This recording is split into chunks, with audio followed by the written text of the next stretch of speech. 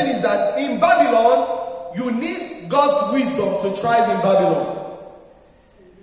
Tell your neighbor, you need God's wisdom. I need God's wisdom. Say, I need God's wisdom. I need God's wisdom. Daniel chapter 1. Daniel chapter 1.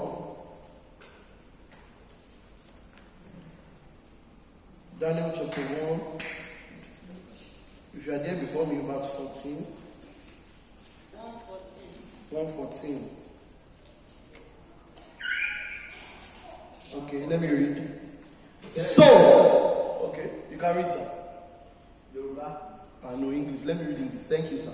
So he consented to them in this matter and proved them 10 days. He told them, he said, don't worry. I'm not going to eat of the king's food for 10 days.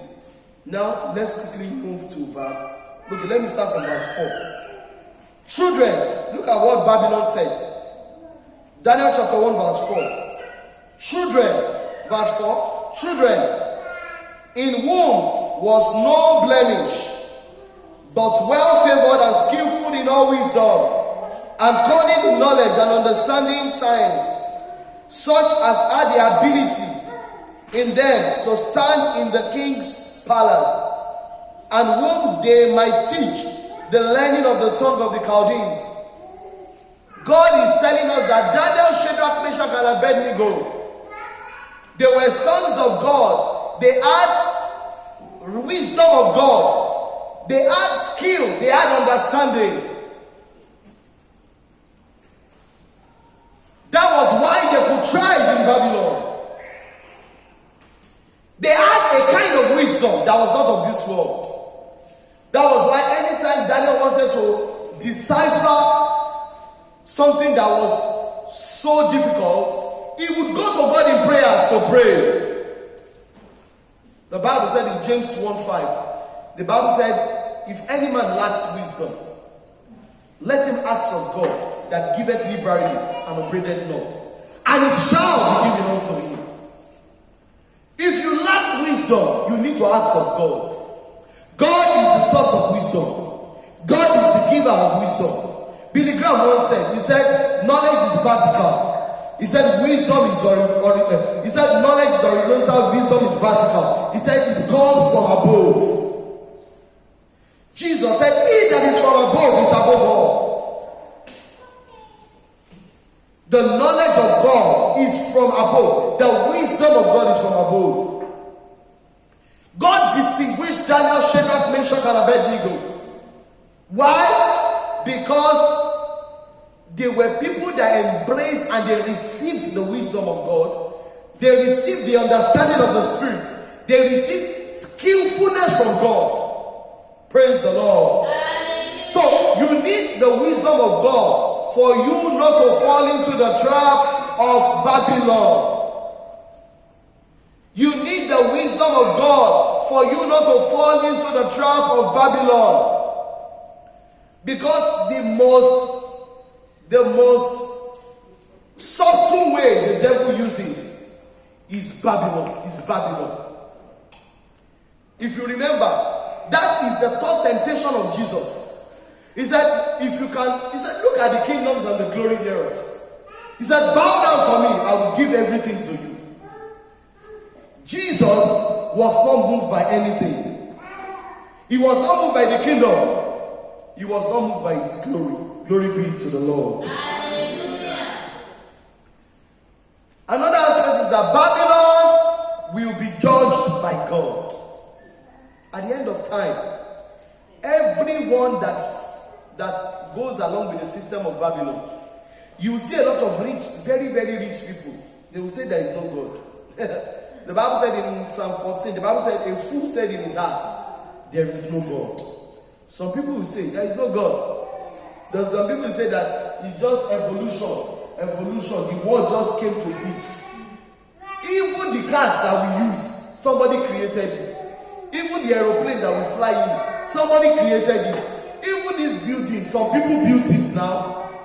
So how can we now see this beautiful world and the cosmos and everything, and we say that it just came to be? They now call it mother nature. Mother nature. They call it that's their own belief. But a fool says in his heart, there is no God. We know from the scriptures in Genesis 1:1 that in the beginning God created the heavens and the earth. But some people, because they don't have the understanding of God, they believe that everything was created by their own human reasoning. Glory be to the Lord. Revelation chapter 18. I read from verse 10. Hope you are enjoying God. I'm enjoying God. Shout hallelujah. Revelation chapter 18 verse 10. The Bible says, standing afar off for the fear of our torment, saying, alas, alas, that great city Babylon, that mighty city, for in 1 hour is thy judgment come. That means, do you know, I would not want us to take that 1 hour literally like that. Because the Bible said a day before God is like 1,000 years. And 1,000 years is like a day before God in 2 Peter 3. So, I want us to know that Babylon has a short time. The judgment of Babylon will be short. With all its great wealth, with all its building, its towers and everything, within a short period of time, God is going to demolish everything. The Bible said in Isaiah chapter 66, the Bible said, Isaiah speaking, he said, I saw a new heaven and a new earth. Praise the Lord. I saw a new heaven. That means this old heaven, and Peter himself said, he said, this old earth shall be destroyed by fire. So some people they are so much attached to Babylon. A man in the Bible said he had a lot of fruits. He built a big barn. The Bible said, and he said in his heart, he said, I will take all these things, put them in the barn. He said, I will eat and marry. And the Bible said, God said, he said, you are a foolish man.